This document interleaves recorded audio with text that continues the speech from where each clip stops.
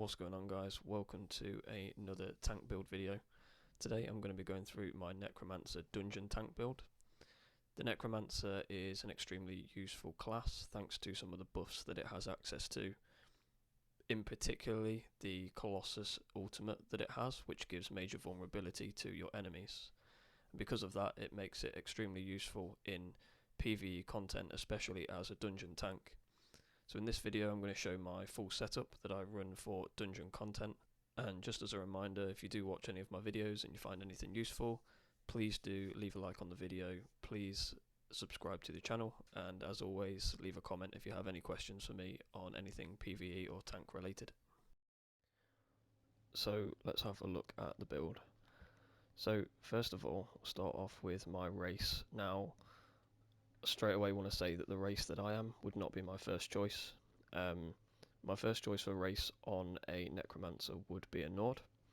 The reason I'm an Orc is because this used to be my Stamcrow, and I basically started trying this as a tank and honestly found it to be quite good, and for that reason I've actually never race changed it. So Nord would be preferential for two reasons. One, we get extra resistances, and two, we get extra ulti generation.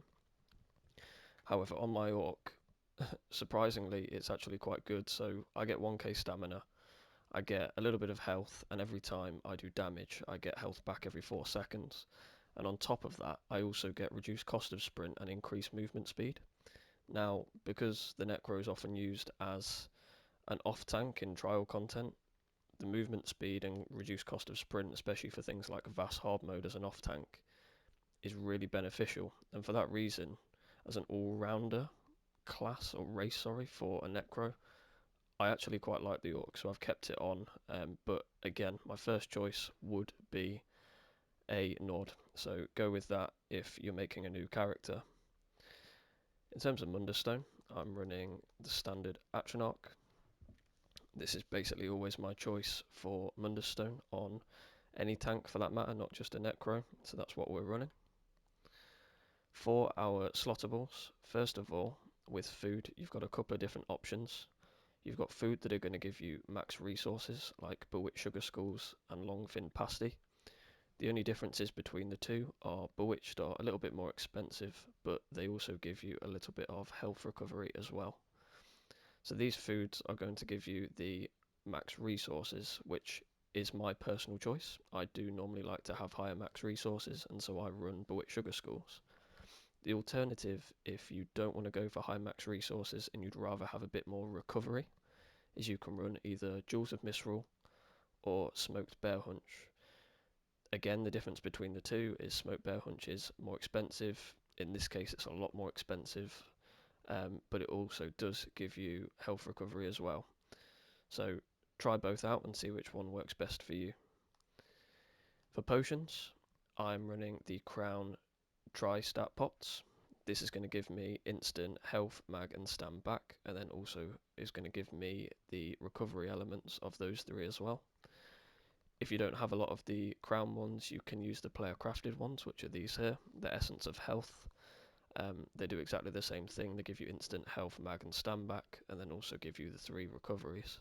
Just make sure that you make the right ones or buy the right ones, because there's a lot of different Essence of Health.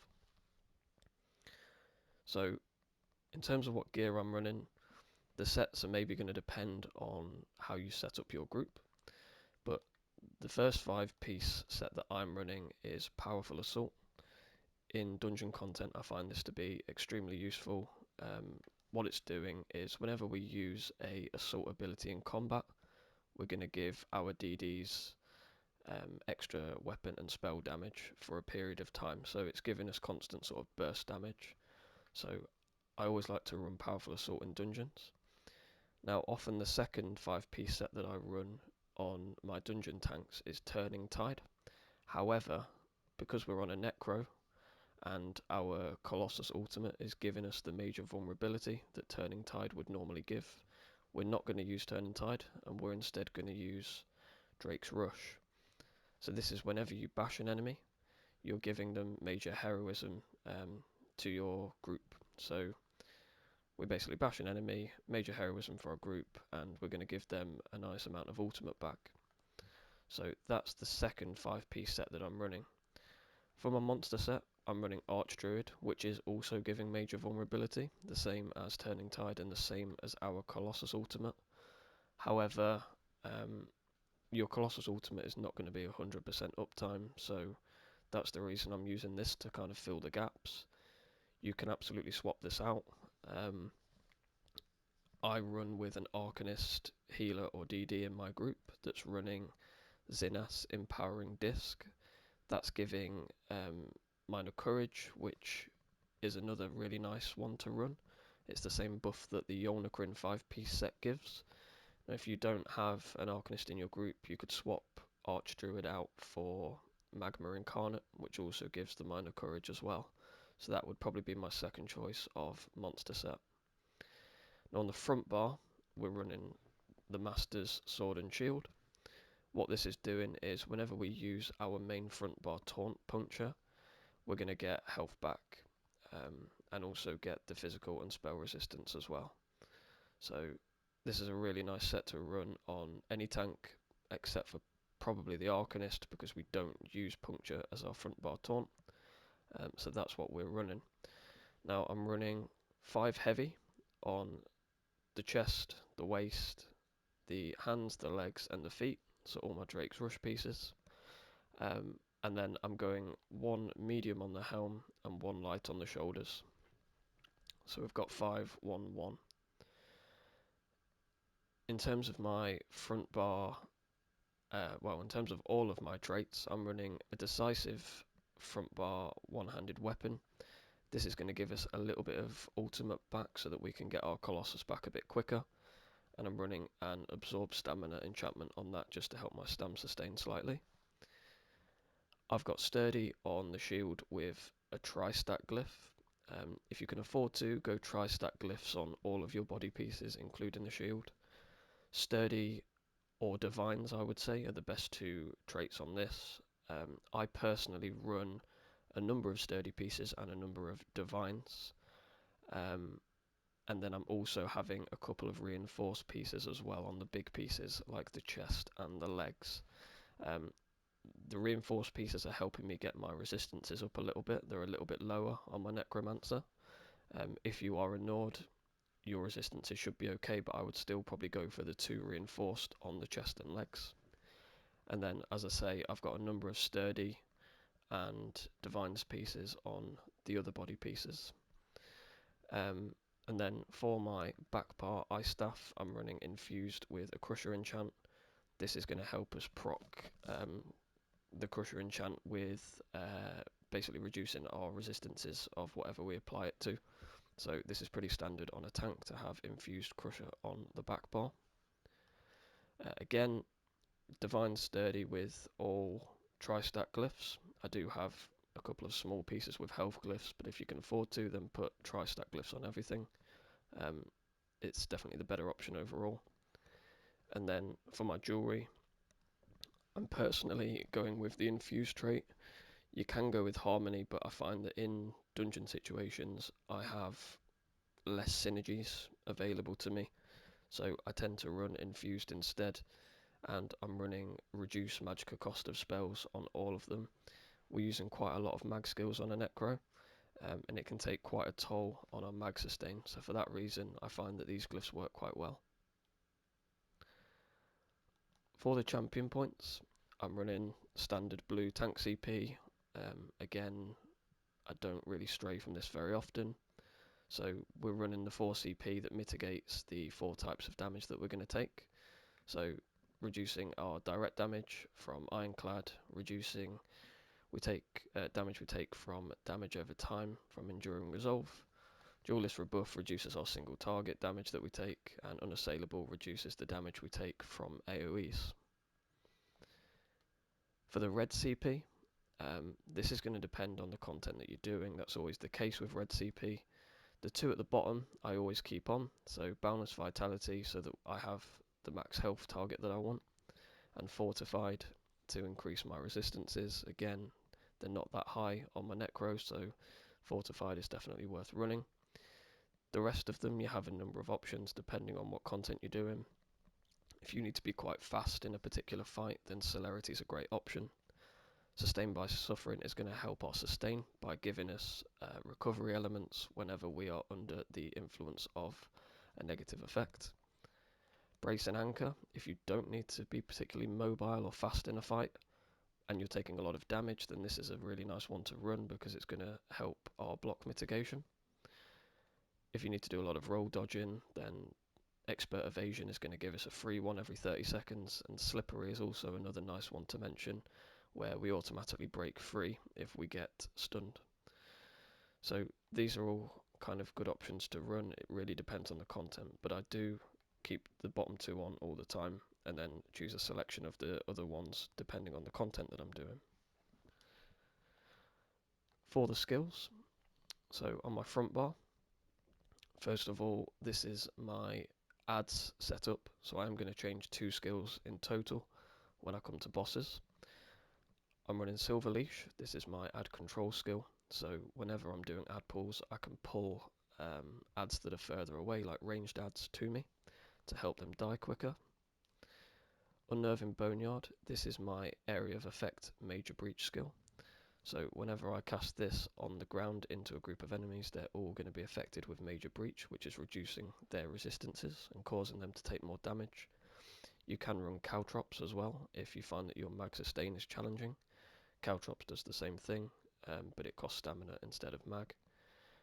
The good thing about Boneyard is your allies can also activate the synergy to do some extra damage to the enemies as well. Necrotic Potency, this is a really nice skill. I keep this on all the time. There's 2 reasons why it's good. First of all, whenever you kill anything or your teammates kill anything, you can use this skill and basically gain ultimate back from the corpses on the ground. So this is helping us get our ultimate back quicker so that we can keep casting our Colossus on the back bar as much as possible. The second benefit of it is whenever you have it slotted, you reduce the damage that you take by 3%, which for obvious reasons on a tank is very nice to have. We have our main front bar heal in Hungry Scythe. So whenever you cast this on enemies in front of you, you get health back. It scales off your max health, so again it's another nice sort of burst heal on a tank for us.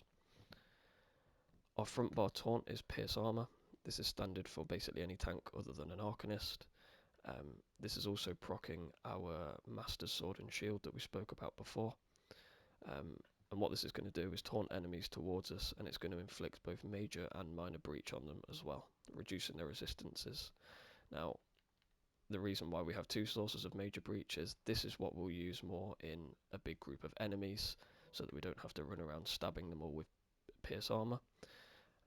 But on bosses, this is the main way that we're going to get our major breach on them.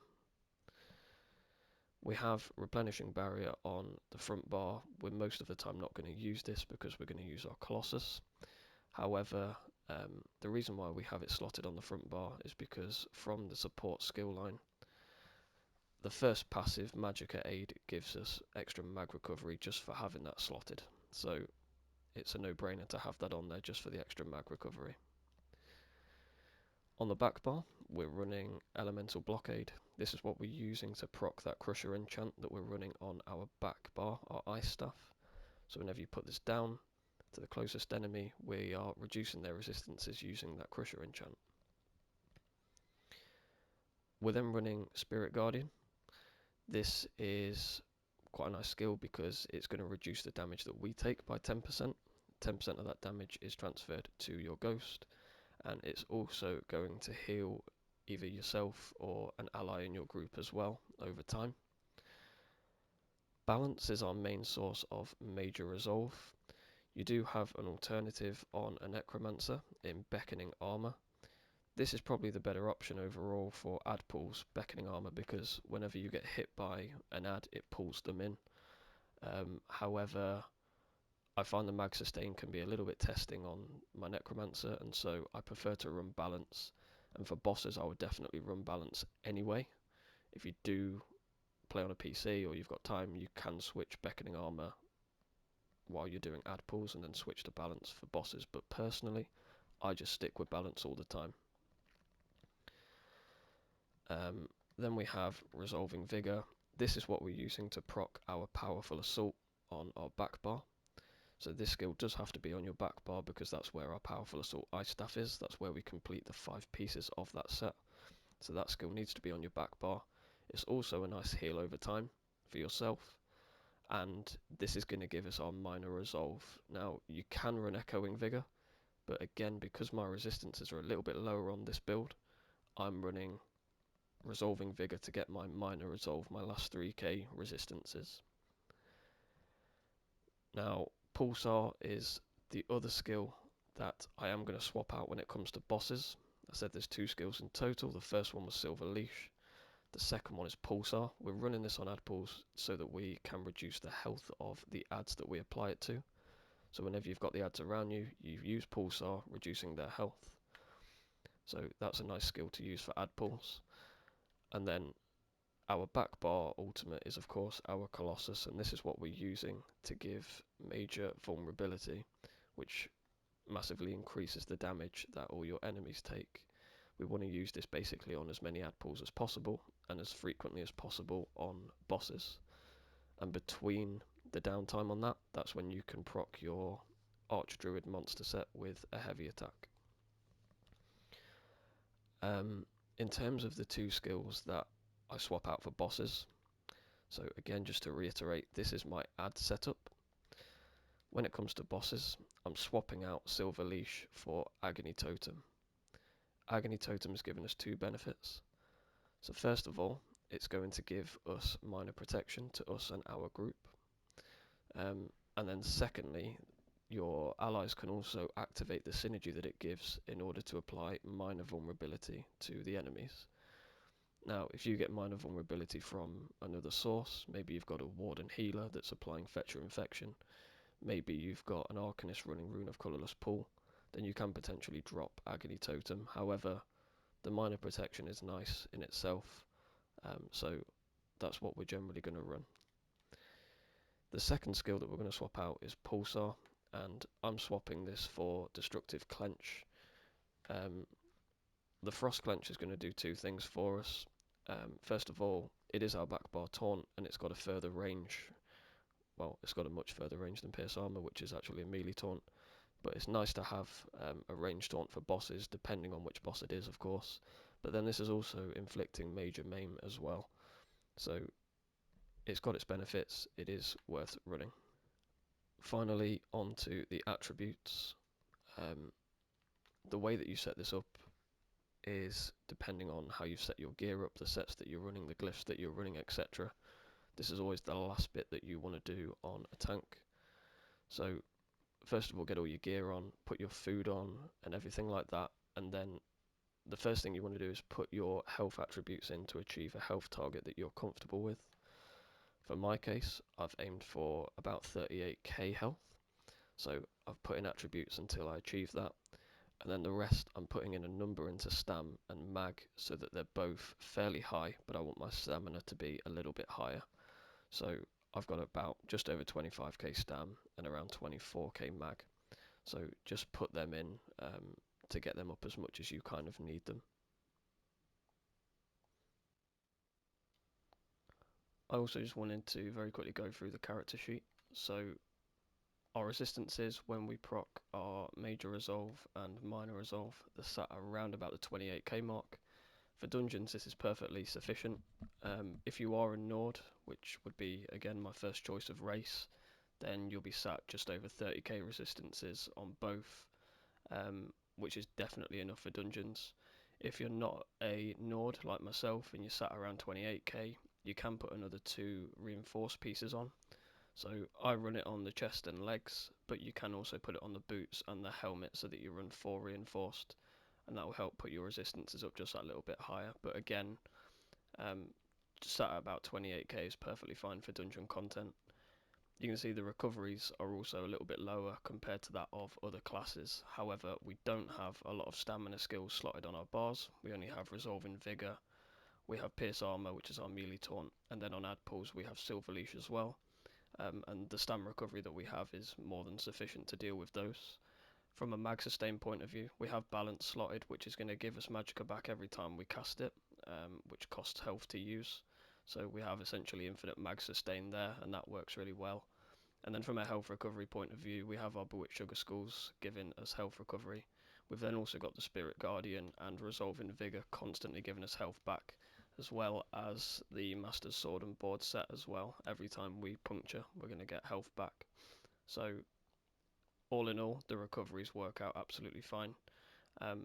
Also, whenever you cast Spirit Guardian, you're proccing the Undead Confederate passive, which is just going to give us a little bit of extra recoveries on all of our 3 mag, health and stam. And then we also have the Death Gleaming passive as well. So whenever an enemy that you're in combat with dies, you also restore mag, stam as well. So our recoveries overall, although they may look low on the character sheet, are actually perfectly sufficient for what we need. So that's it for this video, guys. Thank you as always for watching. Again, please do leave a like on the video if you found it useful or interesting, and please subscribe to the channel as well, and I'll see you in the next one.